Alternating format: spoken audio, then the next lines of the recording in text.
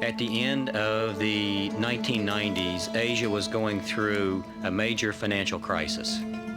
Indonesia was hit particularly hard.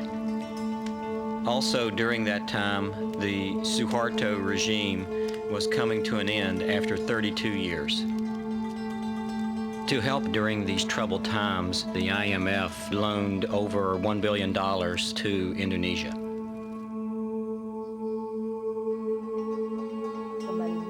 It was rumored in the press that there had been an illegal payment of about $70 million from Bank Indonesia to Bank Bali, and that some of this money was intended to influence votes in the upcoming presidential election.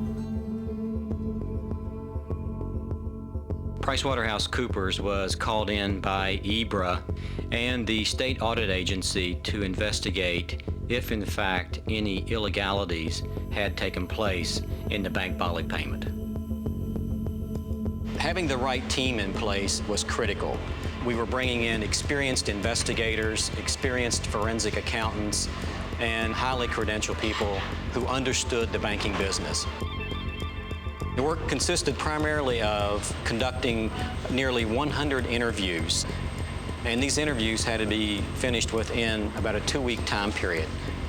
We're not police, therefore we did not have police powers to require people to talk to us. A critical part of the Bank Bali investigation was the timeline that we were able to put together.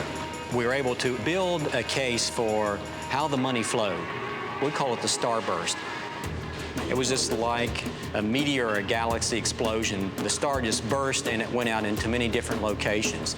Money went to individuals, it went to pay off loans, it went to money changers. So there were a lot of different people who were involved in receiving the $70 million payment.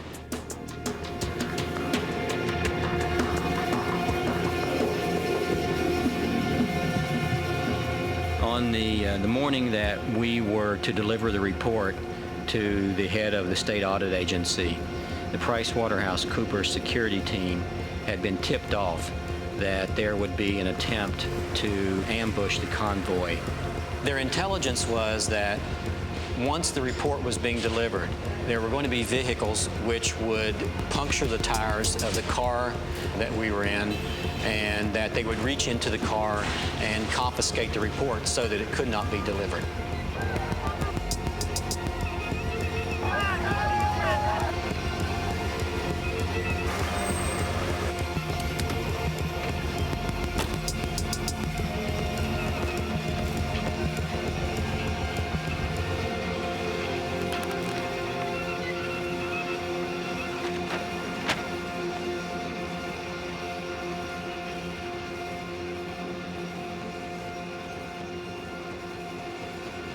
Oh my God.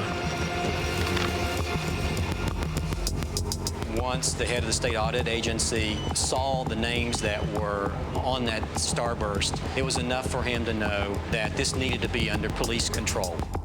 At this point, we realized that it was absolutely necessary to protect both the banks and the individual's financial privacy. Immediately, we put a plan into place to go onto the roof of the hotel to burn all of those work papers and destroy all of those documents.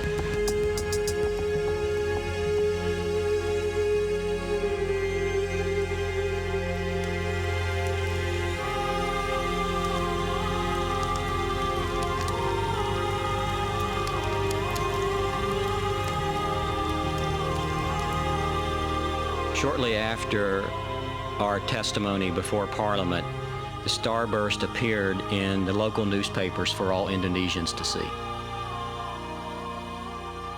It is the very first step in the evolutionary process to bring about lasting change that ensures that over a period of time, corruption will be cleaned up within the system.